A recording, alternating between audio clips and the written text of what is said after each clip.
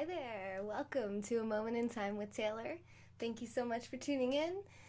Please be sure to check out the website, femyoga.com. This channel is 100% funded by viewers just like you guys.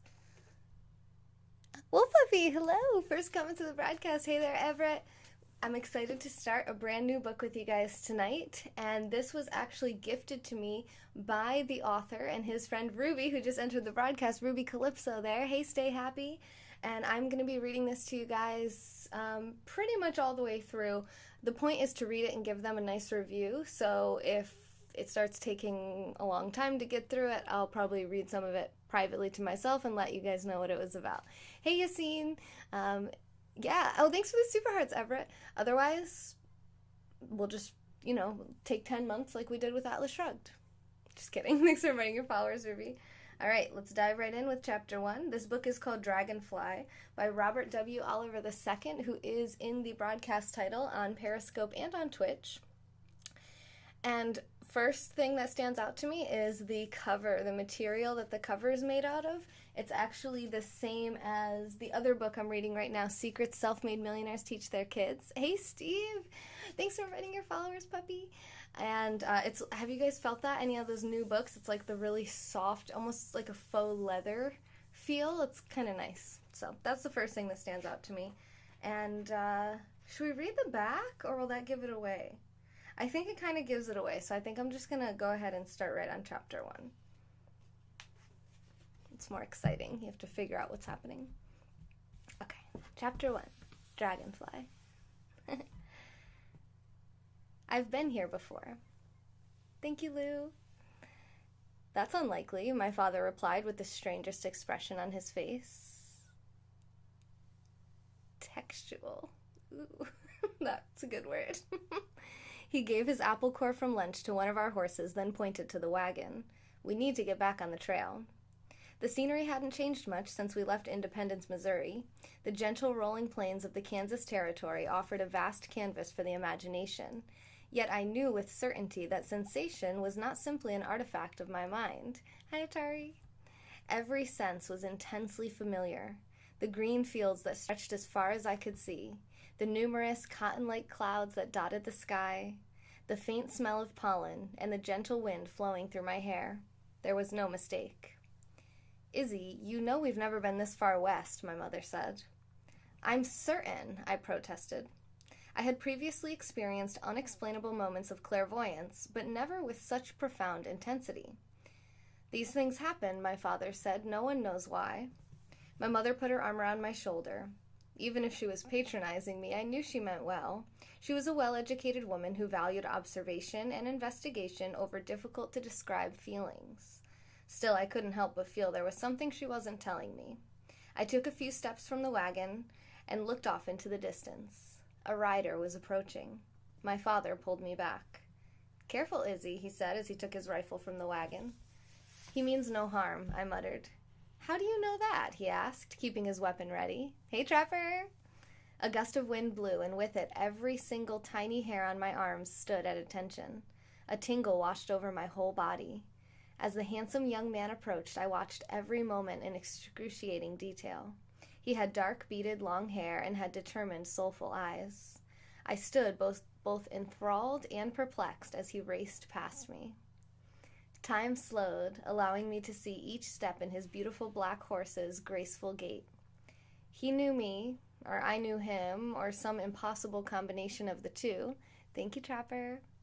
That was the impression I received the moment I stared into his eyes. I knew I had never seen that man before, and yet I had. Thank you, Steve. He was trying to tell me something in that perplexing gaze, not in words, but in thought. As the surreal moment unfolded, there was no one present but me, that man, and his horse. Everything else was quiet and still, except for the thunder of the hoofbeats. Hi, Tyree. Thanks for sharing this out, you guys. I had been transfixed by the moment, unable to perceive anything else around me. After he passed, I was shocked to find that my parents, the wagon, and oxen were gone. With what little breath I could summon, I screamed. Thank you, Tyree. Hey, Douglas. My heart raced, and I thought I was going to faint. I scanned everything around me. I was completely alone except for the Indian who was riding off into the distance. That wasn't possible. How could everything vanish? I called out to him, but he continued as though he didn't hear me. My body shook as a hand came to rest on my shoulder. Izzy. I turned and noticed that my mother had a distraught expression. I was relieved to find my parents and our wagon exactly where they had been. This is actually Robert Oliver. His name is in the title there. And actually, Ruby, if you're in the broadcast right now, can you let everyone know where they could buy this book? I should have had that from you ahead of time. It looks like there's a website in here called jeweledwoods.com. jeweledwoods.com. I'm hoping that's where you can purchase it. Otherwise, Ruby can let us know. Hopefully, if she's there. Otherwise, I'll get it for you guys. Oh, there she is. She's here. Good. What's wrong, Izzy? My father asked. I don't know. You were gone and now you're back. We haven't budged an inch, he replied. You probably didn't notice us for staring at that Indian boy. I took a deep breath and looked away while I pondered what had happened. I was so flustered that I completely overlooked my father's casually delivered sideways remark. No, I know what I saw. You weren't there. My parents exchanged confused glances. I noticed an odd reservation between them. We'd best be moving. Daylight is burning, my father announced. As we drove away with bewilderment and regret, the setting of that encounter faded into the distance. Though I can't say why, I had this strange sensation that if I left that spot, I wouldn't be able to understand what had happened. My mind associated it with that particular place on the Oregon Trail. That location was at least something tangible. I was grasping in vain for anything to make sense of that unusual experience. As we resumed our travels that day, I couldn't stop thinking of the Indian that passed us by. Who was he? What was his name? Why was he staring at me? My previous focus on the event now seemed misguided. Surely he had something to do with it. Discussion at evening camp was almost non-existent. I wasn't in a talkative mood, and I could tell my parents wished to avoid any mention of that day's events. Their avoidance of the subject didn't make sense. It seemed natural for them not to understand it. I didn't understand it. But shoving it aside was not in their character. Alexis, hi! Right before I went to sleep, my mother approached and wished me a good night's sleep and pleasant dreams. I propped myself on my elbows and asked, "Do you know what happened today?"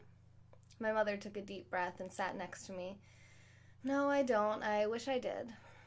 She moved behind me and began brushing my hair. I leaned my head back a bit and smiled, appreciating the comforting gesture.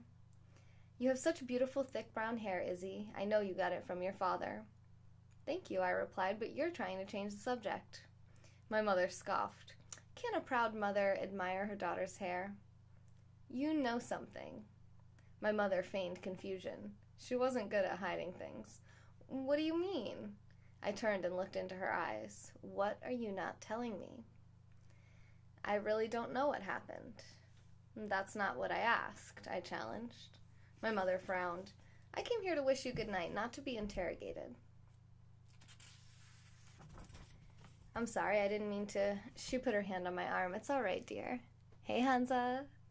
I had never seen my mother quite like that. She was clearly distraught, yet tightly restrained. "You've always been sensitive to things others ignore." I didn't really understand what she was saying. My parents said that I was gifted with a strong sense of intuition, but I had no idea how that was connected to the incident with the Indian and their temporary disappearance. "What are you trying to tell me?" She looked at the ground. "I knew you were special from the moment you were born. Sometimes unexplainable things happen to special people." I couldn't help but to grin with a hint of embarrassment. "Every mother thinks their child is special. You're hardly objective." "Perhaps," she admitted. She took my hands firmly and looked directly into my eyes. "I want you to promise me something, Izzy." My grin faded with her serious tone. "Of course." "Always listen to that intuition. It will lead you down the right path. A gift like that will surely be a blessing on this journey." I wanted to probe further. I opened my mouth to protest, but I thought better of it. "I will," I replied. Ironically, by giving up, I was ignoring her advice. "Thank you," I said as I gave her a hug. "Sorry I scared you today." "Sleep well, Izzy."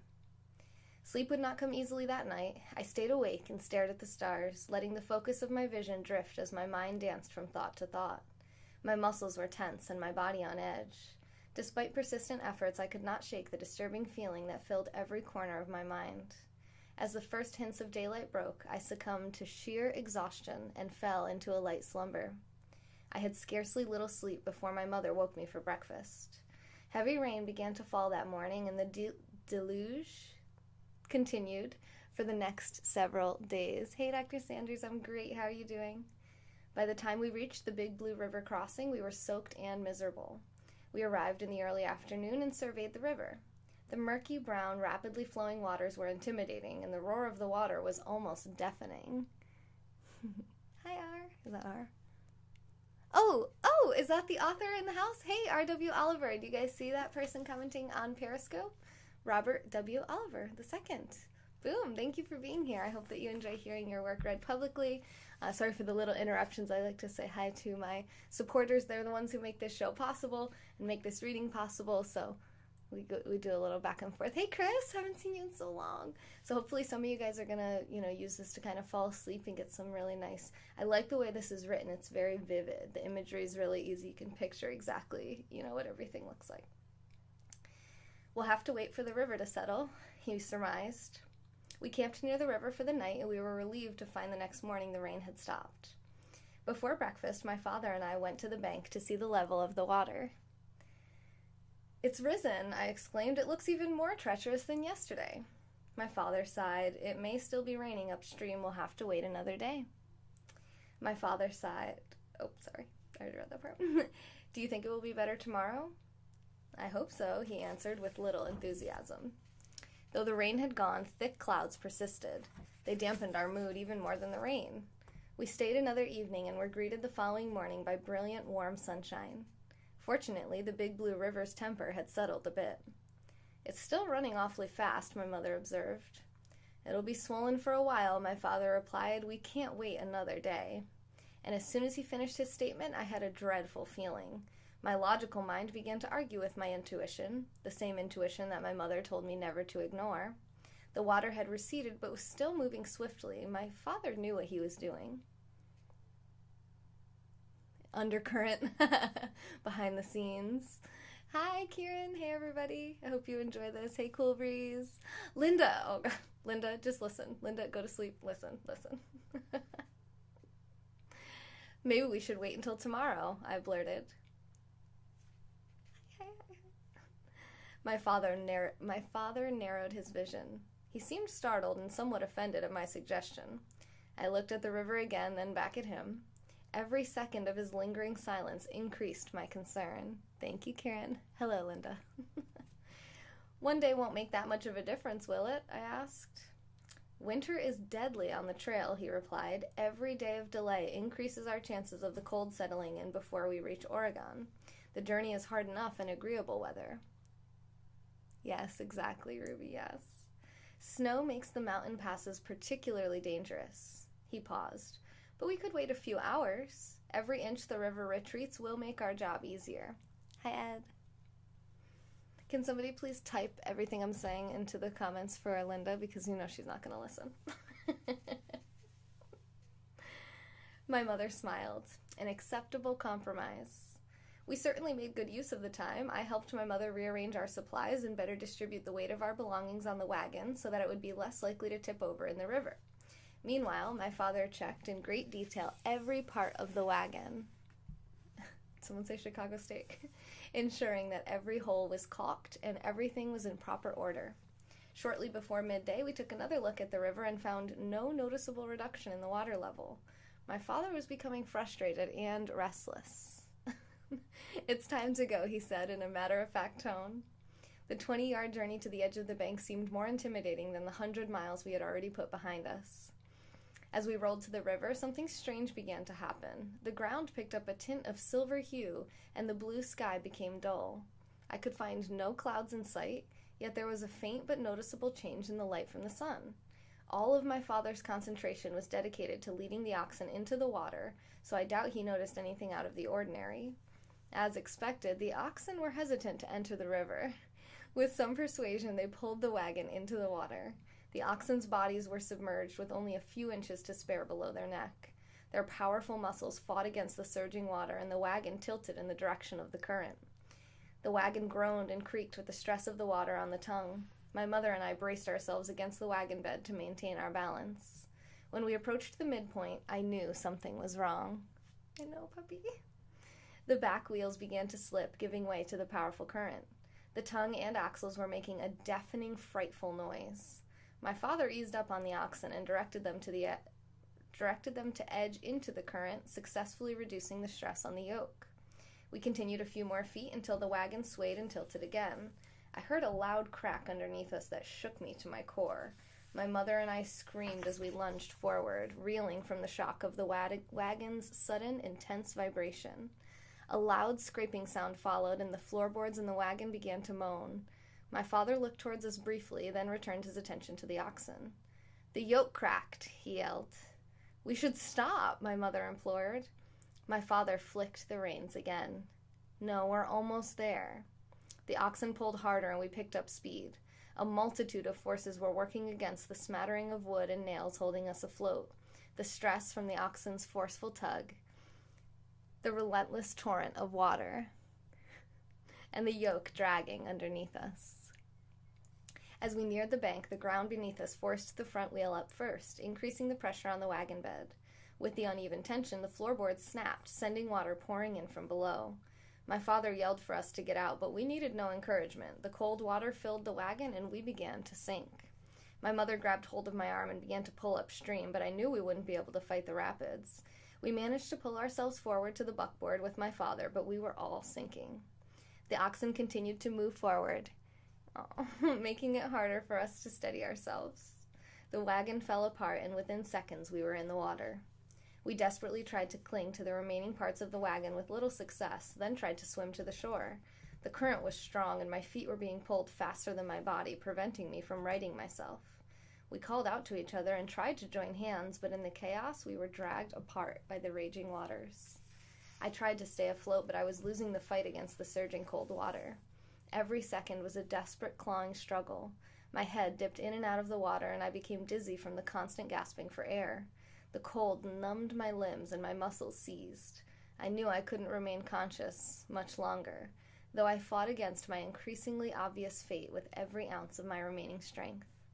It is strange the things your mind latches onto in life or death situations.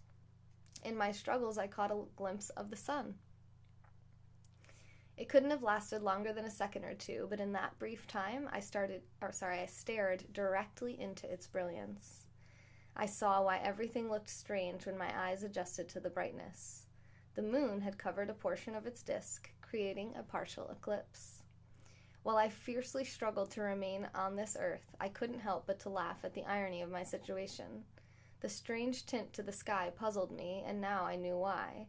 I had a surreal sense of satisfaction in obtaining that answer for a few seconds more. But then I suffered a tremendous blow to my head. Everything went black.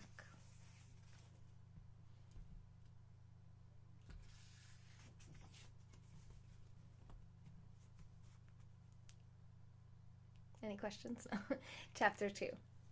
"You don't look well." "I don't feel well, Daniel," I reply. "Maybe this will help," he says as he pours a hot cup of tea. I shake my head. "It used to. I'm not so sure anymore." I lean back and prop my head in my hands. "You're right, of course. Writing all this down is the best thing I can do. My mind is filled with so many things, but I'm not really a writer. This memoir is for you, not others. I'd be afraid to see what others thought of what I had to tell. If they only knew what happened to me back in that fateful year of 1852, they'd think I was insane."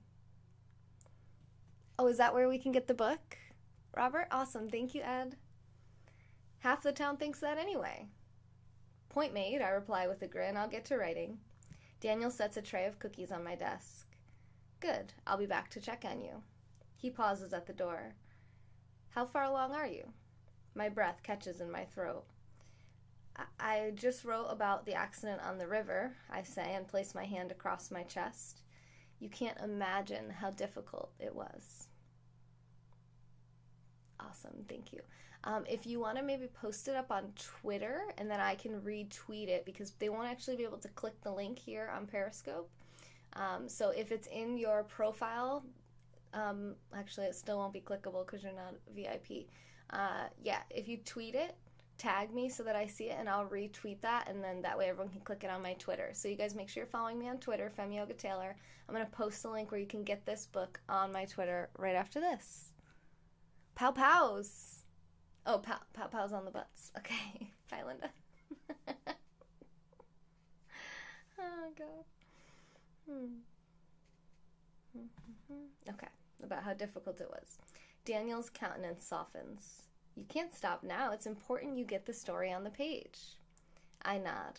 I will. I owe it to him. I awoke to a firm nudge on my shoulder. I bolted upright and immediately felt a huge pain in my head. My field of vision swirled in a sickening vertigo, and I was forced to lie back down on the ground. It was dusk, and a campfire was keeping me warm. Awesome, thank you. Hi, Alicia. Hi, Coda. We made it. I was filled with relief. I took a deep breath and turned my head to the side to greet my parents with a smile. As soon as I managed to focus my eyes, I noticed an unknown man sitting next to me. Who are you? I leaned up as best I could and refocused. It was an Indian. Best I could tell, he was the same Indian I had seen pass us by earlier on the trail. It's you. He narrowed his gaze and pointed at himself, then nodded. Yes, me. I would have normally been apprehensive about him, but I know at the deepest level that this man was not a threat to me. His presence in my vision was surely no coincidence. Where are my parents? He didn't reply. I tried to stand, but the dizziness overcame me again. I might have made it except for a sharp pain in my leg. He rushed to my side and helped ease me back to the ground. When I stretched my legs, I noticed that my lower dress was in tatters. A strip of my undergarments had been torn and was wrapped around my shin. Bloodstains were clearly visible through the cloth. He pointed to my leg. I bandaged it. Thank you, I replied. My pounding head kept my concerns of modesty to a minimum. I must find my parents. No, he replied. No what? I asked. No, I can't, or no, they're not here. Hi, Tiki. He was clearly confused by my question. Sorry, I know little English. I realized I would have to take things slower. I was with 2 other people. He shook his head again. You are one. His answer was somewhat cryptic, but I knew he was trying to tell me my parents weren't here. I looked away from him and tried to recall what had happened. Everything had gone dark after something hit my head in the river. I noticed a goose egg to the right of my crown. It hurts? He asked. Terribly. He didn't seem to understand what I said, so I added, yes. He remained silent, but I could see in his eyes he had a great deal of empathy for my situation. Hi, Deb. He offered me some water from a skin, and I took a few sips. He handed me a piece of bread, but I returned it, knowing I wouldn't be able to keep anything on my upset stomach. Thank you, but I'm sick. He rubbed his stomach and frowned. Hurt? Yes, I replied, and I added stomach while pointing to mine. Stomach, I did not know word. Catching a faint whiff of the bread increased my nausea. I laid back and tried to take my mind off food. You need rest, he said. I knew he was right. I desperately wanted to find my parents, but I was in no shape to search for them, let alone stand. He put a blanket over my feet. Rest. I lost consciousness again and slept throughout the night, then awoke the next morning. He was missing. I looked around the campsite and noticed his horse was still there, so I reasoned he couldn't be far away. Within moments, he returned holding a dead rabbit in his hand. He seemed happy I was awake. Breakfast, he declared. He rubbed his stomach. Still sick? My head and legs still hurt, I replied, but my stomach is okay. He gave a quick, satisfied nod, then sat and began to clean and dress the rabbit. I told him thank you, and he replied with a smile. Have you seen any sign of my parents? He frowned and shook his head. I'm sorry, nothing. Did you see our wagon? No, but I saw wood in river. Maybe your wagon? Maybe, I replied. I pondered the situation more.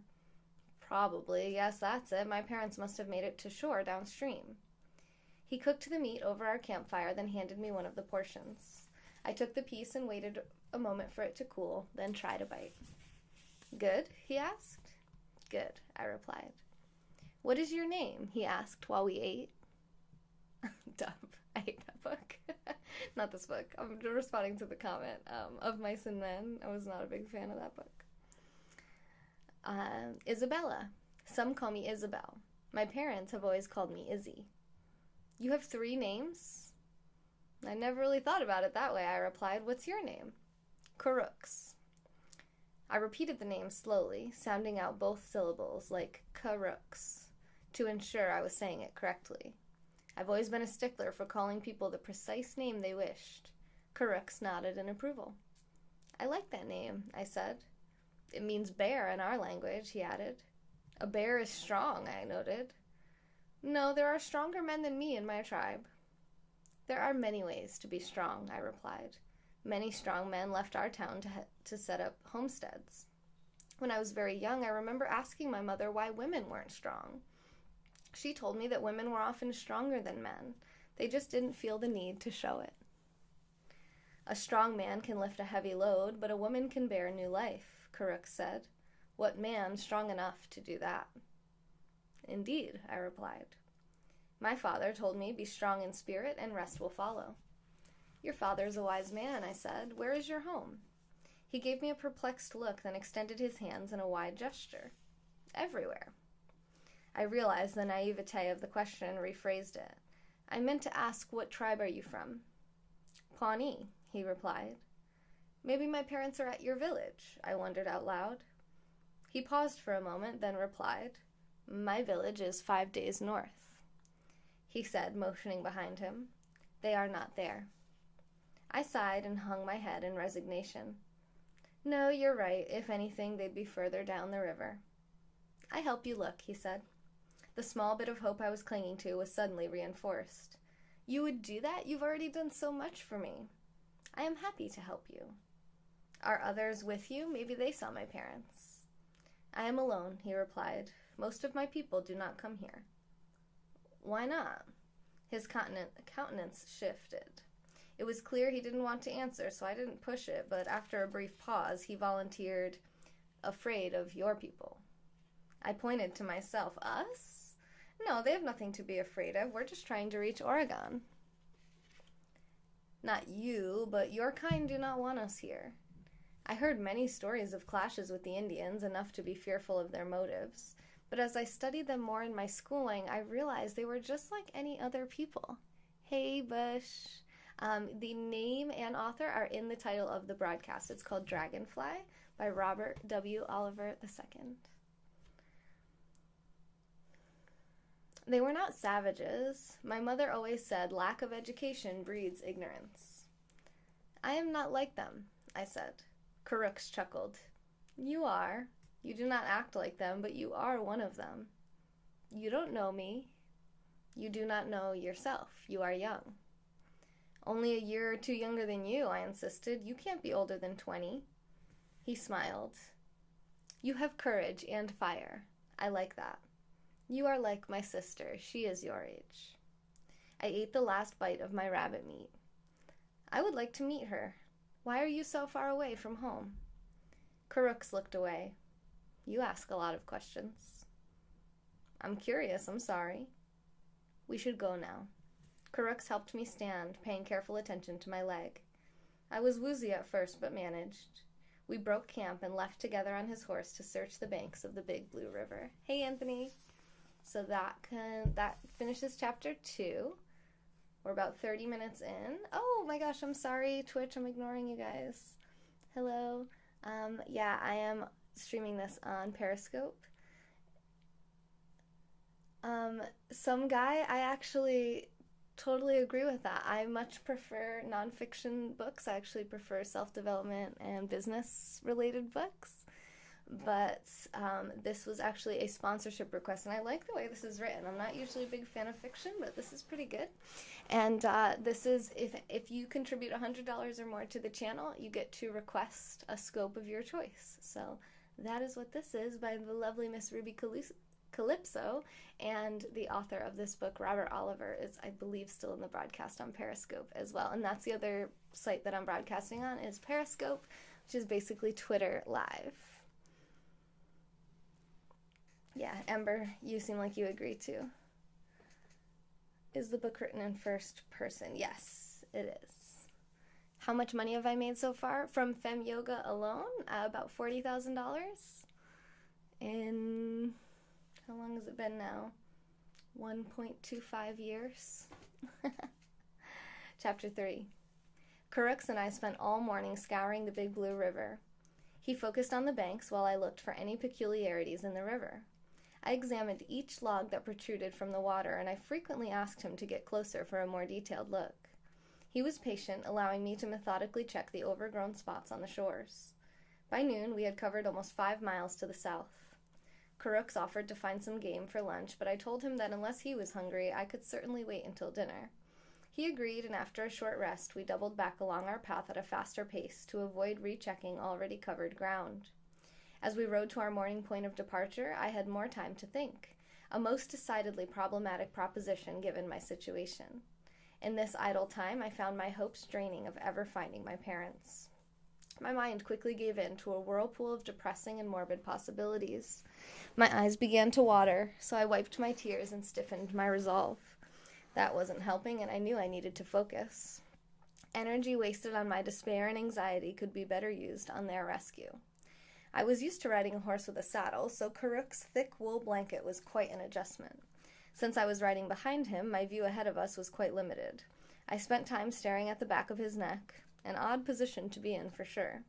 I admired the white beads that decorated a few strands of his long black hair. A thin leather cord held a necklace adorned with bear claws, and another necklace held a shiny silver pendant that had previously caught my eye. I made a note to ask to see it in detail the next time we stopped. After a couple of hours, we reached our initial campsite. We walked the horse to the river to drink, and I grabbed a few refreshing handfuls for myself.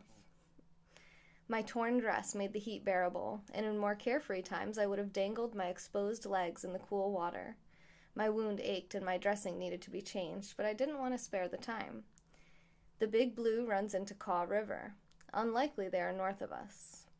I had forgotten the simple fact that the river flowed south until he had mentioned it. I wasn't sure if it was blind hope or an oversight. "You are assuming they are still in the river," I replied. "They are more likely on land, and I think they would head north." Kurux paused a moment and began to say something, but then he stopped. "What is it?" "Thinking." "What?" "Trying to think where they are," he replied. I felt he was holding something back, but decided there was no time to press the matter. "We still have plenty of daylight left. Let's go," I said. Kurux nodded. "We will not stop until we find them." "Thank you. German? Is that your name?" Germa? He said it with such confidence and surety that it helped lift my spirits. We departed as soon as possible, heading north, resuming our careful examination of the Big Blue River. After a short ride, Kurux abruptly stopped the horse. "Stay here," he said. I started to get down, but he turned and held his hand out to me. "Please stay." I took a deep, frustrated breath. "What is it? What do you see?" He repeated his request, then walked off for some ways ahead of our position and knelt near the river. My curiosity and worry got the better of me, so I gently flicked the reins and walked the horse to him. When I got closer, I saw what caught his eye and quickly dismounted. When I approached, my heart skipped several beats. My vision was tunneled with darkness, and I was faint. My father's body laid awkwardly on the bank, his feet dangling in the water. Kurux put his arm around my shoulder and helped me steady myself. I knelt and began to scream uncontrollably. I put my arms around my father and hugged him, wishing desperately this was a nightmare. I loved him, missed him, and was upset that he left me. I was despondent and heartbroken. Anger added to the swirl of emotions surging through me as I recalled his eagerness to cross the swollen river. It was a needless tragedy. "Why did I let him go ahead with the crossing?" I wailed. "You could not know," Kurux said. "No, I had a feeling this would end in a tragedy. I ignored it." Kurux tried his best to console me, allowing me to work through the torrent of doubts and emotions that seemed to come out all at once. Somehow I managed to pull myself together enough to stand. There was no sign of my mother or the wagon. "My mother has to be here somewhere. He wouldn't leave her." "He walked here, maybe trying to find you." "I don't understand why upstream," Kurux wondered out loud. I grabbed his shoulder. "She has to be nearby. Maybe she walked here too. Let's find her." Kurux looked back to the south, then stared at the river. I was anxious to know his thoughts. It may take time to find your mother. We must bury your father before we go. I looked at my father again through misty eyes. I knew he was right, but I wanted to find my mother as soon as possible. After a moment, I worked up enough courage to agree with him. My mother would want to be here for this burial, I said. Thank you, Anthony.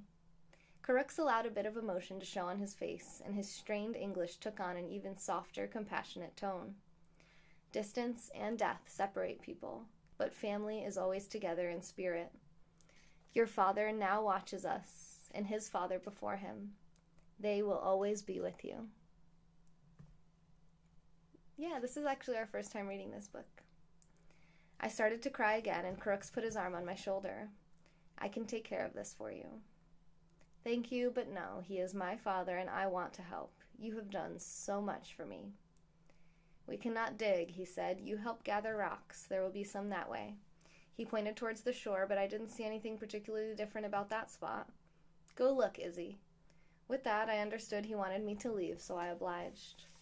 After I walked away, I heard him dragging my father away from the river. I didn't want to look back. The thought of someone dragging my father's lifeless body anywhere struck a deep nerve. He had been so strong in life, and now, in death, his daughter was not strong enough to deal with the awful situation without help. After walking a spell, I turned back to see that Crooks had already begun searching for rocks. I approached the shore and did the same, finding several suitable stones. I could only carry 3. Hi, Joy! And thought how it would take forever to gather enough. I immediately threw one of the stones in anger. I was mortified I had even had such a thought about saving labor at my father's burial. I eased myself down on the bank and furiously gripped one of the remaining stones, then threw it into the water as hard as I could. Every ounce of my emotion was channeled into that throw. It hit with a tremendous splash, dousing me with water. It did little to cool my despair and self-loathing. Hi, Jose. I cursed myself again for being so selfish and leaving Crooks to do what should have been my job. I grabbed as many rocks as I could hold and returned to him. He had finished with the grave and was sitting on the ground. I took the rocks I had brought and placed them on the pile, then knelt at the foot of his grave. I should have been more help. I broke down. Crooks shook his head. No, you are doing all you can. I could have stopped this.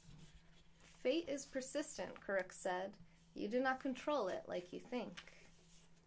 Maybe he was right. I wanted him to be right.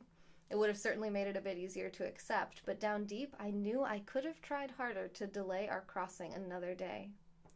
We need to find my mom, I said. Yes, I will do a review and summarization of this book. And I also actually have a list, an email that you can put your email in. And every 4 months, only 3 times a year, I'll send you all of the reviews and summaries of all the books that I've read in the past 4 months. And it's only 3 emails a year. And that's all it is book reviews and summaries. So I get paid by viewers like you guys. This channel is 100% viewer funded, so I only get paid if you decide to pay me. But otherwise, you can just hang out for free until you find some value.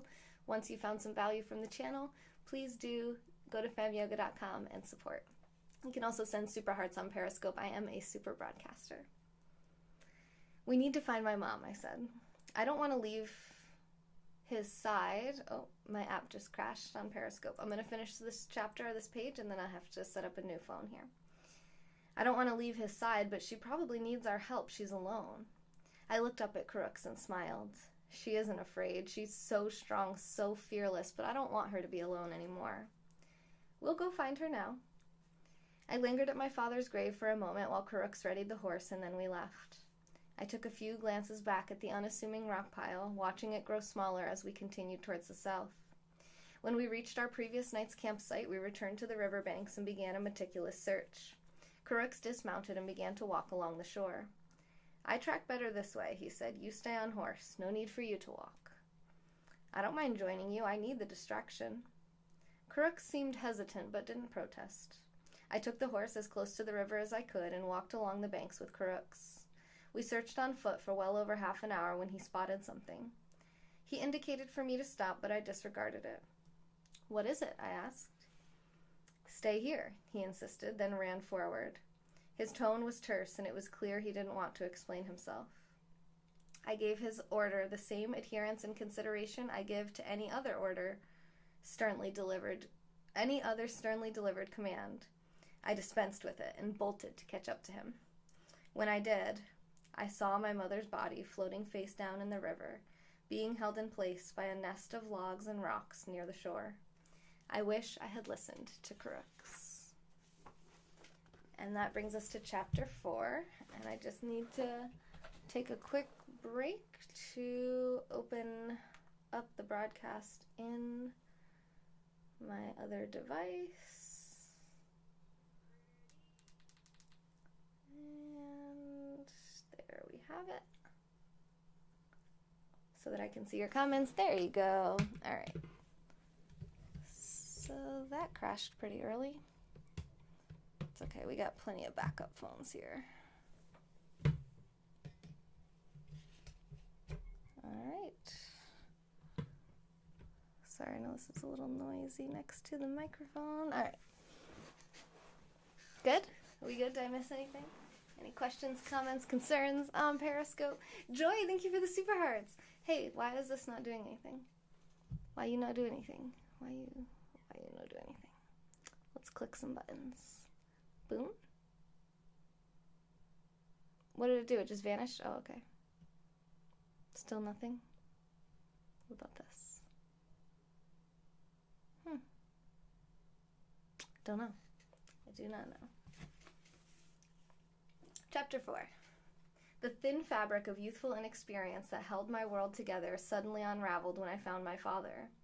When I found my mother, the hope for any reunion that I was desperately clinging to had vanished. Thanks, Anthony. My entire family was gone in the blink of an eye, victims of a senseless tragedy that could have been easily prevented. They were all I had in this unfamiliar land. I was utterly alone. The central core of my very being ached unmercifully. The pain was just as intense as though someone had stabbed me with a knife.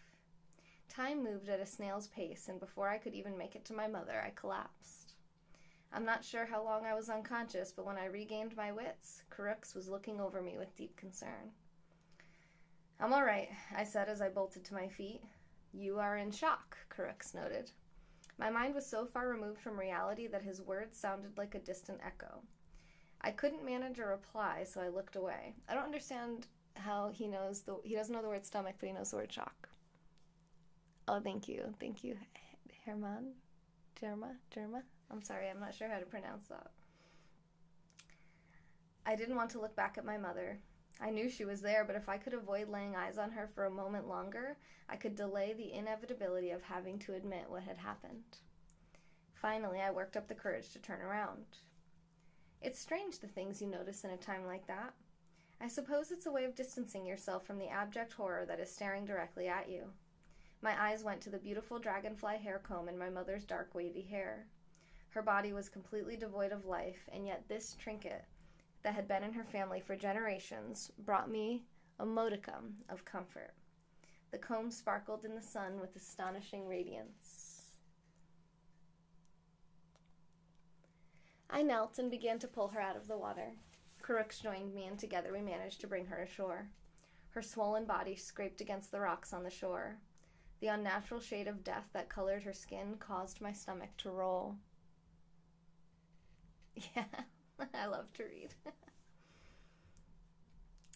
Her eyes were still open, staring into the sun with a dreadful, vacant gaze. Instead of sobbing uncontrollably, I was completely still. I had become accustomed to shock, and a wall of defense I didn't even realize I had erected itself so I could function. Oh, okay. I didn't read that right. That I didn't even realize I had erected itself so I could function. There we go. She would want to be near my father, I said. Of course, he said, I carry her.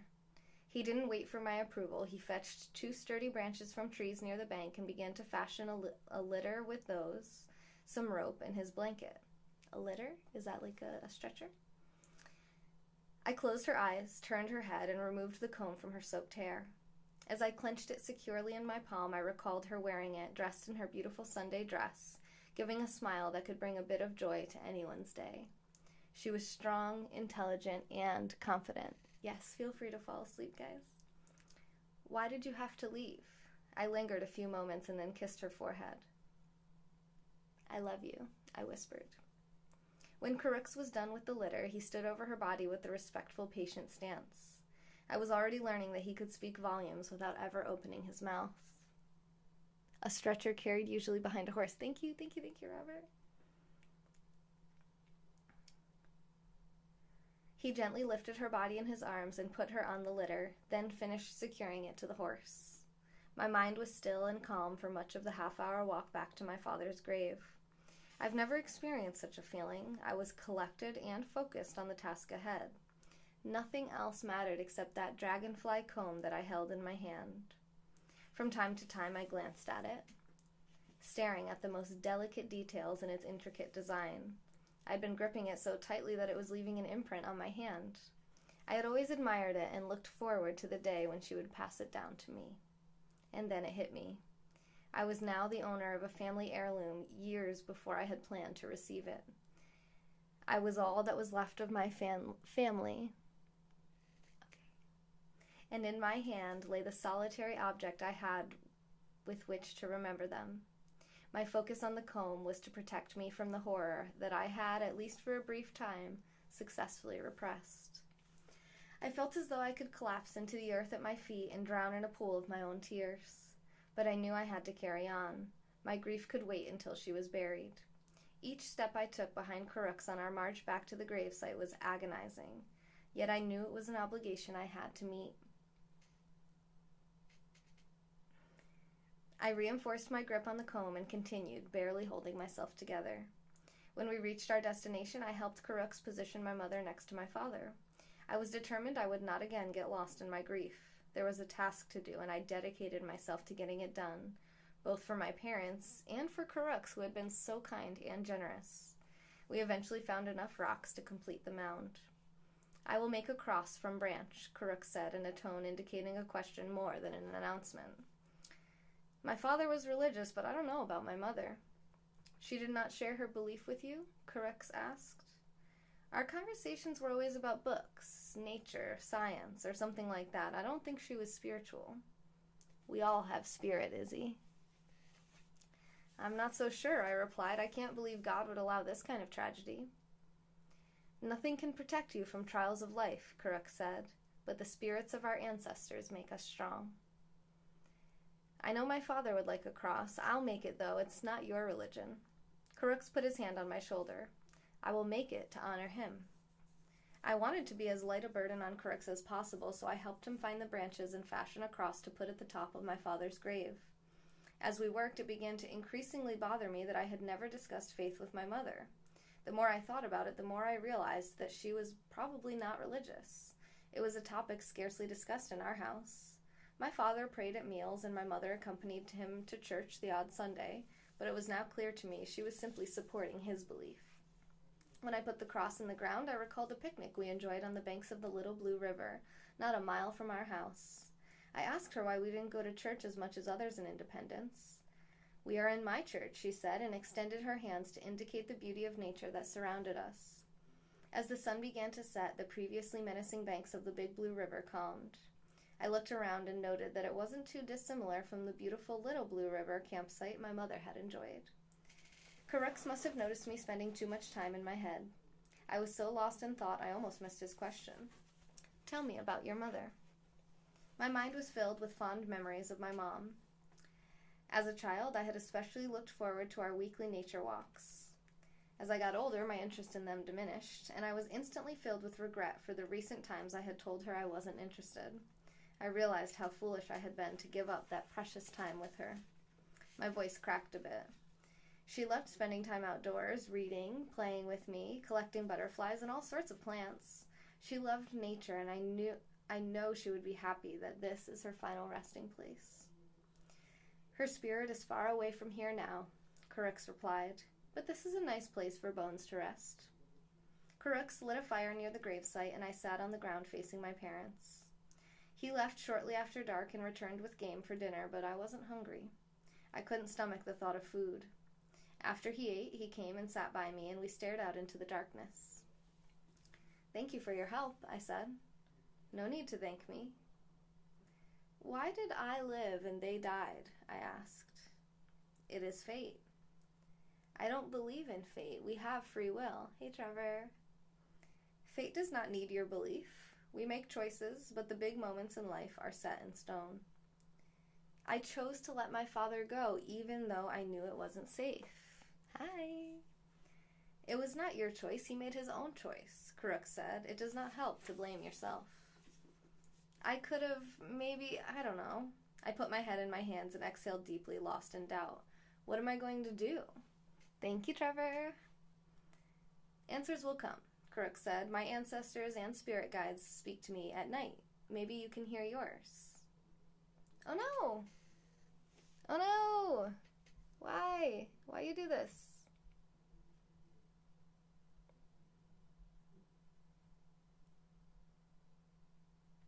Why? Why you do this?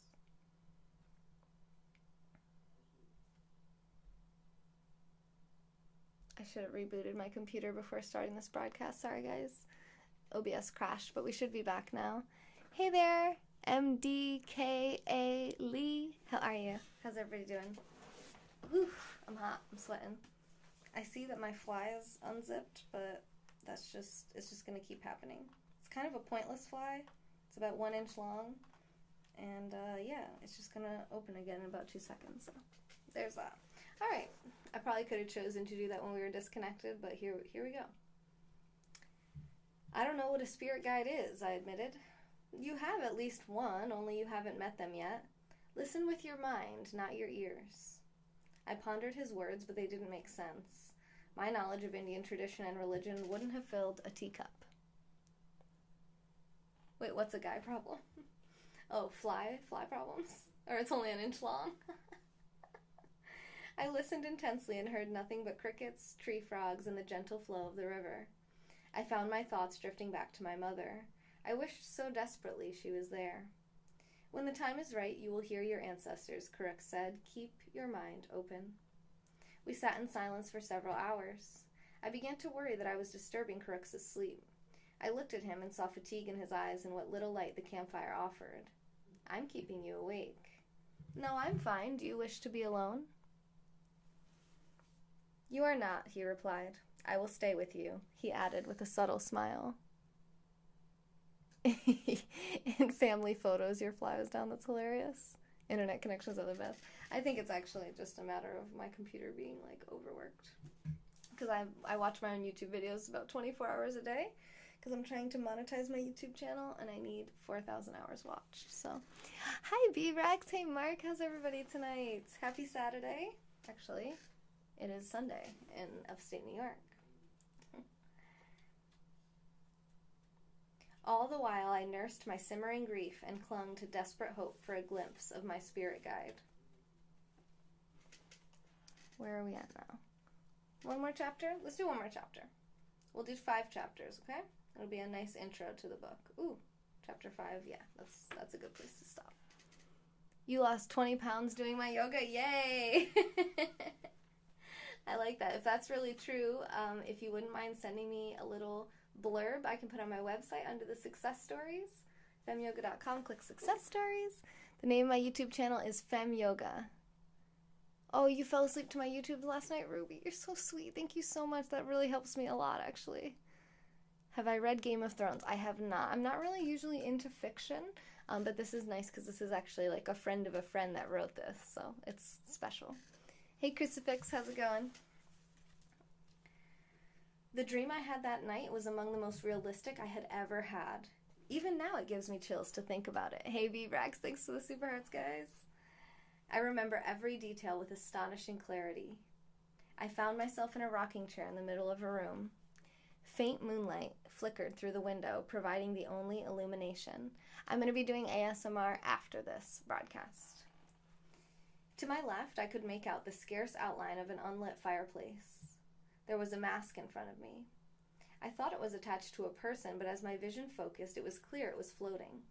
Dreams are filled with such strange images, so it's hard to tell if the mask was a metaphor or was simply a nonsensical artifact of my imagination. Either way, I was lucid enough to ponder the meaning of this symbol mid-dream. The mask was quite large, easily twice that of a dinner plate. and appeared to be made of polished bone. It had menacing eye holes and strange green and red markings on it. Its mouth moved, but I didn't hear a thing. It seemed to be trying to communicate with me, and its frustration was evident. I may sound strange assigning emotion to an inanimate object, but nevertheless, that is what I perceived. The experience scared me, so I tried to move, but I couldn't.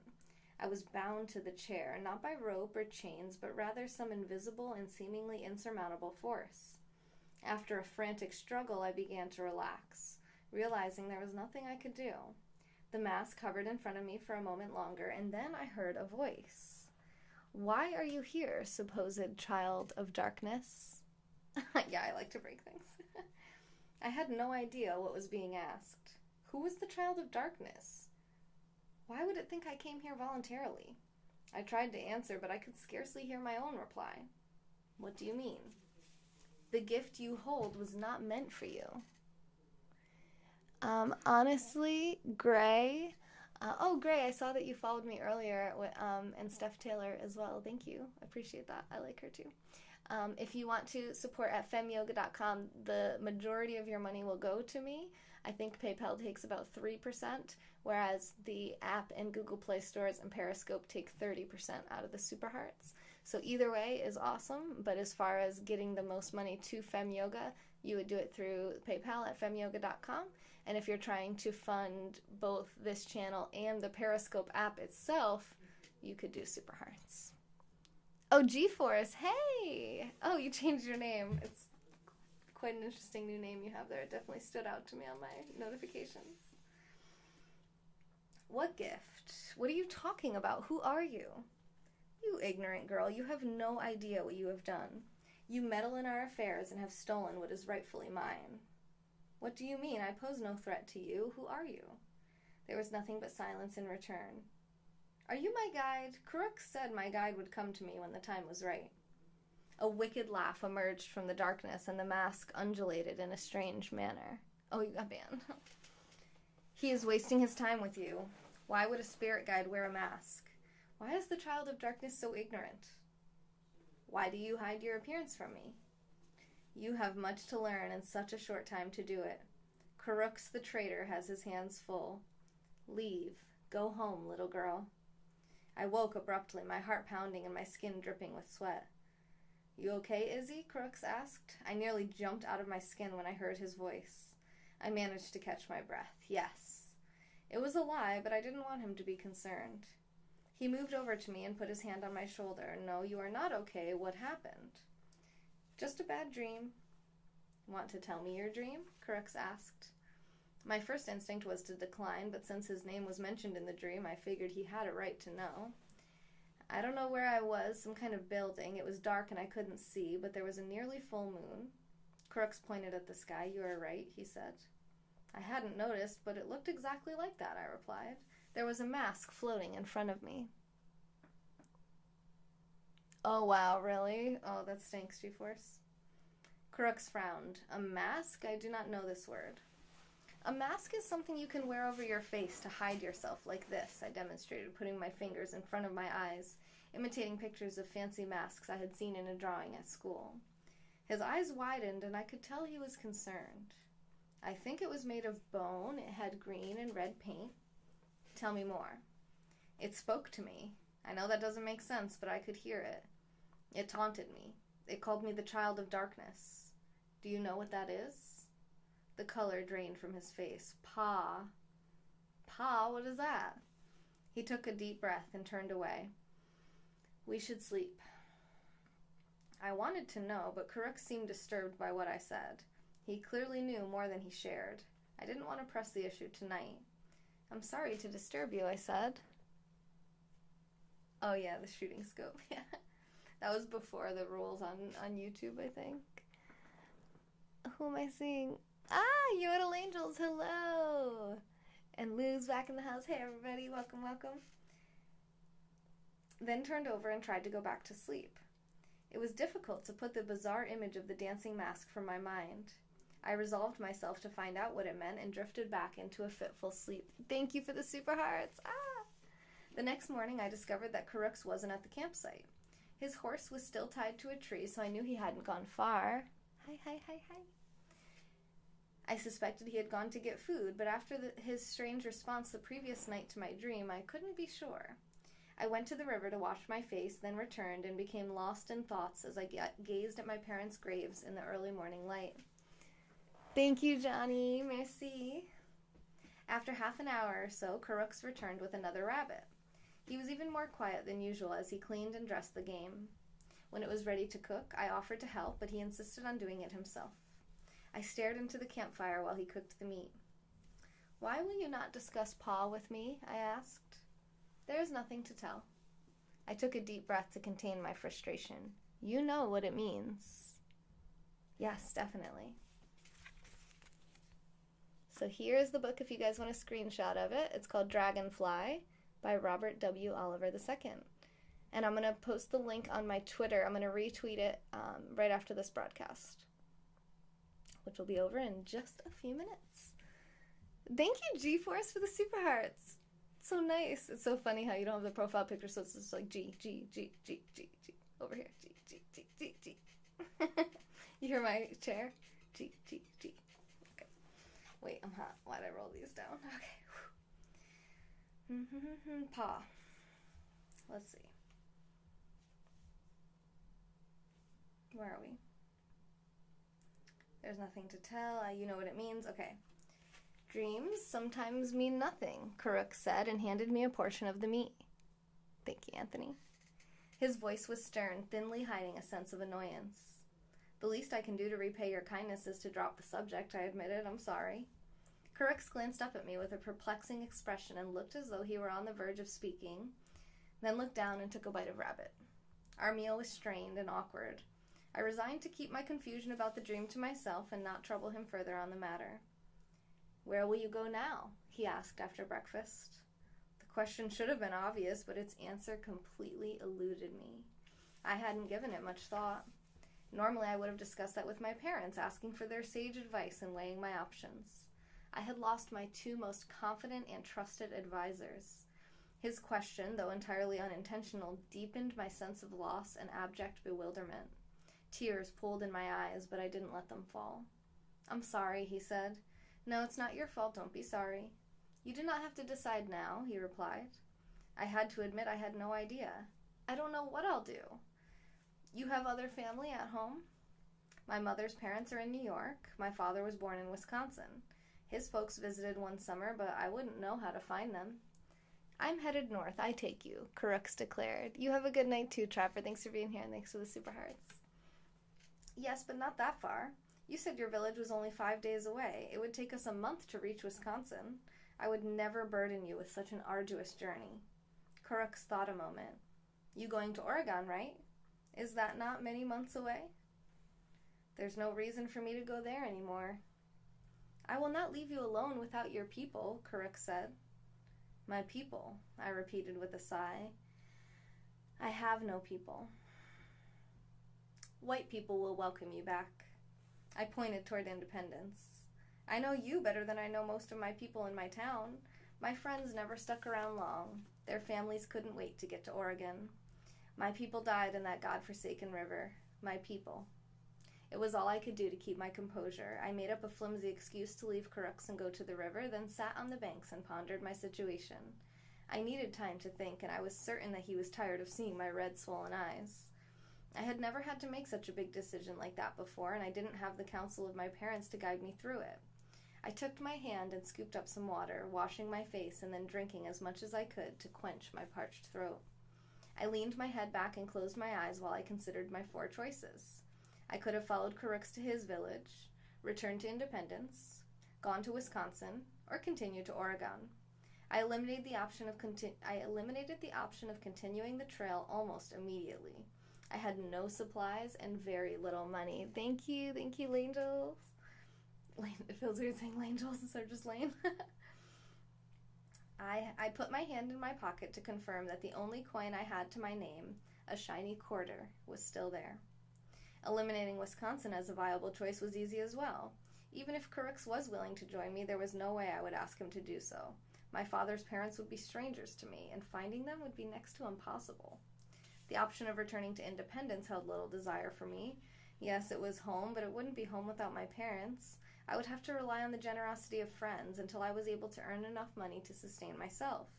I had the schooling necessary to teach, yet without my license I wouldn't be able to find employment. The only remaining option was to join Karux on his journey home. I had no idea what I would do when I arrived, but at least I wouldn't be alone. I couldn't stay in the Kansas wilderness forever.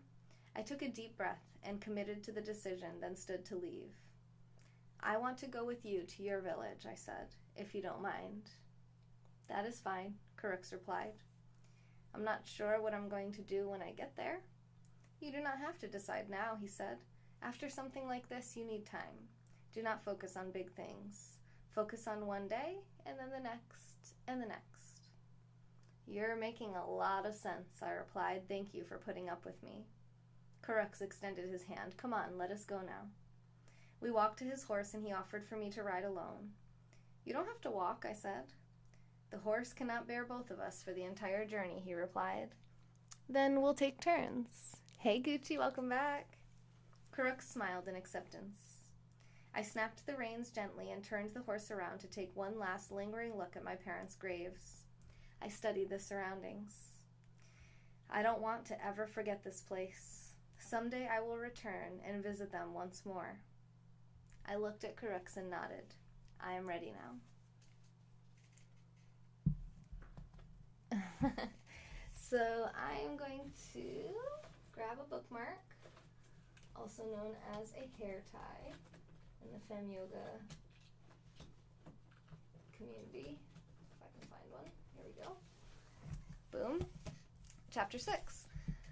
I'm really hot. I need to air this room out. And then I'm going to come back, and I'm going to come back ASMR style. So if you don't know what that means, now's a good chance to explain it. Katie, you're here just in time because I'm not whispering yet, but I'm going to be coming back to whisper it in a minute.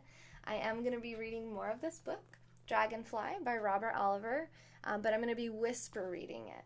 So that will help people who actually experience ASMR, which stands, like I said, for Autonomous Sensory Meridian Response, which is like a tingles and chills that people experience from different sounds, like whispers, paper sounds, and different things. And I do have a stereo microphone, so you can hear different sounds on different sides. I can't sit here and talk to you. No one will pay for that.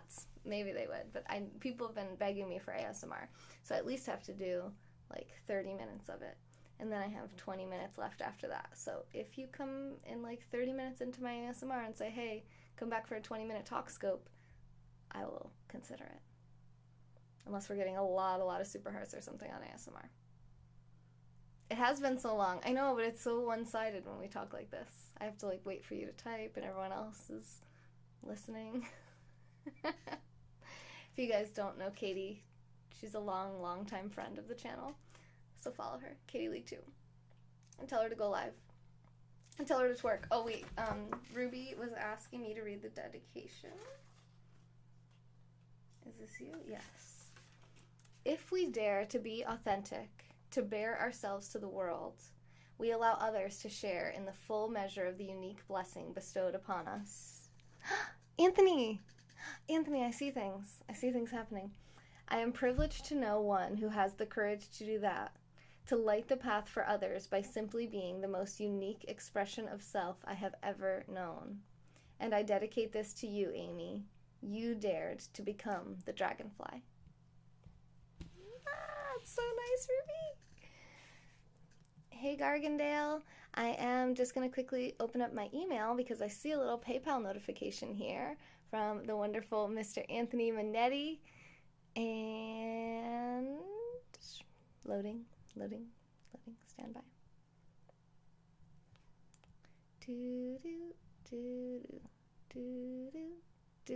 Whoa! Biggest donation from you so far is right. He just sent a gold level. Okay, at first I thought it said $5. It's $50. Anthony, thank you so much. You don't even understand. Maybe you do, because you do actually watch probably all my broadcasts. But yes, I know that's you. I didn't know if that was public, that you are Amy, so I didn't want to give it away because I didn't know if everyone knew your name was actually Amy. So I was like, I knew that was about you, but I didn't want to say too much. But yes, so this book is actually dedicated to Ruby Calypso, who's in the broadcast right now, and she's the one who sponsored the channel and requested this to be read. So what I was just going to say is we have this match day coming up, although there's no one really signed up to match. So this might actually be our first month in a very long time, over 6 months, that we haven't had a sponsor that matches all the sponsors that come in one day of the month, which means that my income might drop pretty significantly in the month of May. And I've been, kind of challenging myself to come up with creative new ideas and ways to do that. And I'm also still reaching out and looking for someone who wants to match the sponsorships on May 3rd. It's usually the 3rd of the month when we do that. But if that doesn't work out, we're going to figure it out. So that's stuff like that, Anthony, sending the $50, it just takes that little bit of the edge off, it takes a little bit of pressure off. So I really, really, really, really, it came at such an awesome time. Thank you so much, really. And you're always such an amazing supporter, too. Edward needs to step it up. Well, Ed has done match day so many times. I don't think, has anyone else done match day more than once? I don't want to forget anyone, but I don't think so. I think he's the only one that's even done it more than once. But pretty much all my top sponsors have already done a match day, so I'm going to let them decide if they want to sign up for another one this month. Otherwise, I'm just going to have to hustle extra hard and figure it out for the month of May, but we'll do it. Well, that's why we read books, so we can learn new ideas. It's Ed's job. He's not doing it this month. Hey, how's everybody doing? All right. Hi, Funny Soup. I'm going to end this, I swear. I'm going to come back, I'm going to whisper, I'm going to do paper sounds, and I'm going to put you to sleep. So if you are an ASMR fan and you come into the broadcast and send even one super heart or a sponsorship at the website, femyoga.com, I will do the triggers that you want. So let me actually make sure I have a bag handy. So I'll have a hairbrush, a plastic bag, a book, and obviously my voice, so that you can request different sounds. I don't do any roleplay ASMR, and I don't do kissing sounds. So those are my only things. Don't forget Katie's Scope. Well, yeah, but now we just talked, and now I don't know if I have time for Katie's Scope, unless it's like 15 minutes. Okay, I hug you too, Ruby, and I'll be back reading more of this book, so you guys can continue to follow along. I'll just be whispering, so I recommend getting some headphones. It'll really amplify the experience. Just a preview. Anthony, you're so awesome. You support what you like. That is the goal here. I want to make sure that I'm doing what you guys like. So whatever you like the most, Anthony, let me know, and I'll make sure that I'm doing that as much as I can. Thank you, guys. I hope that you enjoyed this reading of Dragonfly by Robert Oliver. Thanks for tuning in. Please go check out the website, femyoga.com. This channel is 100% funded by viewers just like you guys, just like Anthony just did. He went over and sent $50 on the website just now, and it actually hit midnight during this broadcast, I think. So our numbers here are going to be a little different on the next broadcast. Got a 100-watt amp. 100-watt amp? Amplifier? Wait, for what? What is that for? 100-watt amp. Were we just talking about something I already forgot? Oh, thanks, Funny. I don't want to end this until I give Ruby a chance to respond. Shall we hydrate together? Cheers, Prost. Oh, I gotta refill my water. It'll be a little while before I get live again. Give me some time to get adequately prepared.